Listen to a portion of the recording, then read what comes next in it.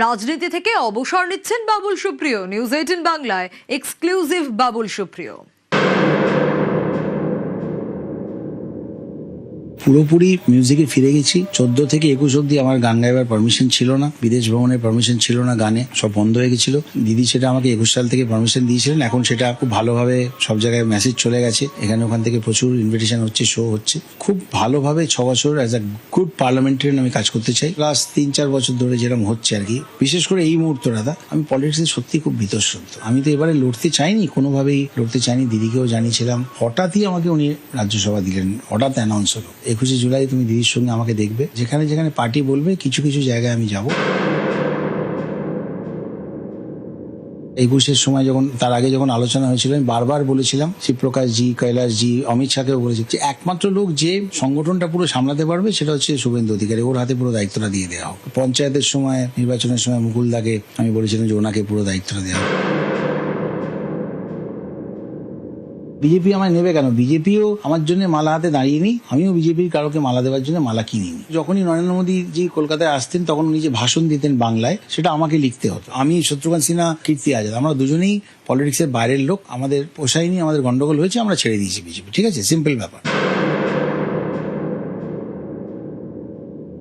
অনেকে তো ভয় পাচ্ছে ডিম ছাড়া নিয়ে। কোথায়? আমি তো চারদিকে ঘুরে বেড়াচ্ছি ভাই। কেন ছুটবে? আমার গাড়ির কাঁচ তো আমি কালো করিনি। লোকে হাসছে, কন্টিনিউসলি এয়ারপোর্টে ফ্লাই করছি, এখানে ওখানে যাচ্ছি, ট্রেনে করে দিল্লি থেকে একবার বম্বে গেলাম। আসানসোলের যারা আছে, আসানসোলে নাবার আগে সবাই তো এই সময় বলে যায় যে দাদা ফিরে আসুন আসানসোলে। যথেষ্ট ভালোবাসা পাই।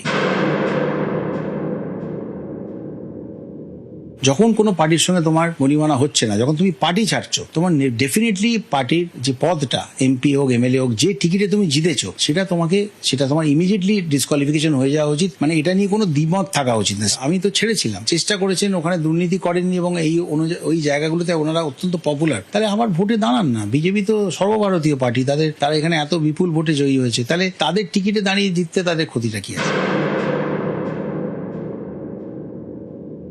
একটা তালমিছরি ব্র্যান্ডে, যখন হাওড়া দিয়ে আসতাম, একটা তালমিছরি ব্র্যান্ডের না প্রচুর অ্যাড থাকতো। তাতে একটাতে লেখা থাকতো যে ছবি ও সই দেখে নেবেন, আর এটা লেখা থাকতো ছবি, সই, আর এটা কি ISI নাম্বার না কি দেখে নেবেন। এটা এখন এইরকম ব্যাপার। আর সুপ্রিয়া সুলে আমার এত বন্ধু, তার বাবার বানানো হয় পার্টি, সেটা হয়ে গেল নকল, উল্টোটা হয়ে গেল আসল। এদিকে উদ্ধব ঠাকরে, বালাসাহেব ঠাকরে বানানো পার্টি, বাবার পার্টি, দুজনেরই বাবার পার্টি, সেটা হয়ে গেল নকল, অন্যটা হয়ে গেল আসল।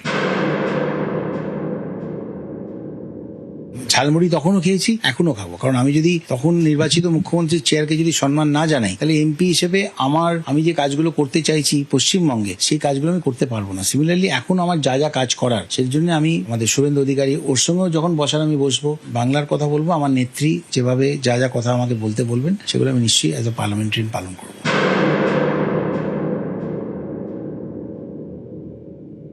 একুশে জুলাই কার, এই নিয়ে দড়ি টানাটানি তুঙ্গে। মমতা তৃণমূল থেকে নব তৃণমূল, সব পক্ষেরই দাবি তাদের 21 খাঁটি। এরই মধ্যে 21 উদযাপনে ব্রাত্য এক নিহত কংগ্রেস কর্মীর পরিবার। 21 জুলাই তৃণমূলের শহীদ দিবস। প্রতি বছর এই দিনে ধর্মতলায় ভিক্টোরিয়া হাউসের সামনে সভা করে তৃণমূল। পালাবদলের পর প্রথম 21-এ, তার আগেই আড়াআড়ি ভেঙে গিয়েছে তৃণমূল। একদিকে মমতা তৃণমূল, অন্যদিকে নব তৃণমূল, দিল্লিতে আবার NCPI। 21 জুলাই পালন করতে চলেছে সবাই। 21-এর দাবিদারি ছাড়তে নারাজ কংগ্রেসও। ফলে 1-21-এ 4 সভা। এই টানাপোড়েনের মধ্যে ব্রাত্য নিহত এক কংগ্রেস কর্মীরই পরিবার, যাদের শহীদ পরিবার বলে কংগ্রেস এবং তৃণমূল। না, যাওয়ার দরকার নেই গো, থাক। না না না,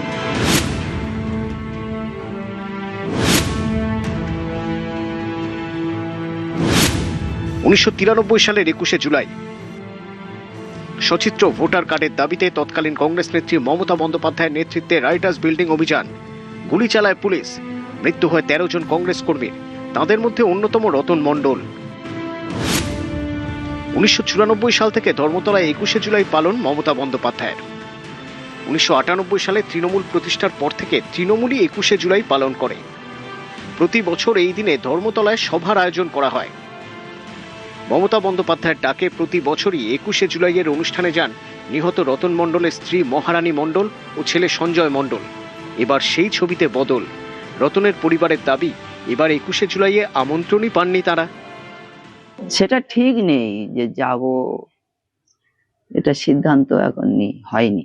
2-3 জন দাঁড়িয়েছে, তা আমরা তো ওটা জানি না। দক্ষিণ 24 পরগনা থেকে অর্পণ মণ্ডল, নিউজ 18 বাংলা। গান্ধী মূর্তির সামনে 21শে জুলাইয়ের সভা করবে নব তৃণমূল। সভাস্থল পরিদর্শন করেন চন্দ্রিমা আখরুজ্জামান রাও। আমাদের তো মূল মঞ্চ গান্ধী মূর্তির পাদদেশের সামনে মূল মঞ্চ, যেহেতু আমাদের মূল শহীদ হচ্ছে গান্ধীজির চাইতে বড় শহীদ কেউ হতে পারে না। ওনার প্রতি মাল্যদান করার পরেই আমরা সভা শুরু করব। মানুষ সভাস্থলে আসবে, কোন দিক থেকে আসবে না আসবে, যারা আসবে যাদের যেখানে সুবিধা হবে তারা সেখানেই যাবে। আমাদের পুলিশ, মিলিটারি, প্রশাসনের সব আধিকারিকের সঙ্গে লিগ্যাল পারমিশন নিয়েই আমরা সবকিছু করি। আমাদের শহীদদের প্রকৃত তর্পণ হবে, শহীদদের শ্রদ্ধা জানানো হবে, নাচ গান হবে না, সেটি একটাই মঞ্চ হবে, এখানেই শহীদদের আমরা শ্রদ্ধা জ্ঞাপন করব। দেখুন, উনি কি বলেছে আমার জানা নেই।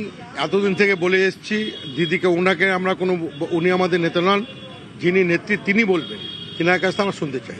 এতদিন এত দেরি কেন? যখন ঘর ফাঁকা হয়ে যায় তখন আর ওখানে সম্ভব নয় ওটা। 21শে জুলাই শহীদ স্মরণে বিড়লা প্ল্যানেটোরিয়ামের সামনে মমতা তৃণমূলের সভা। সভাস্থল পরিদর্শন করেন কুণাল ঘোষ, দোলা সেন, বৈশানর চট্টোপাধ্যায়রা। ক্যাথিড্রাল রোডের পূর্ব দিকের লেনে হবে মঞ্চ। সভাস্থল পরিদর্শনের পরই নব তৃণমূলকে তোপ কুণালের।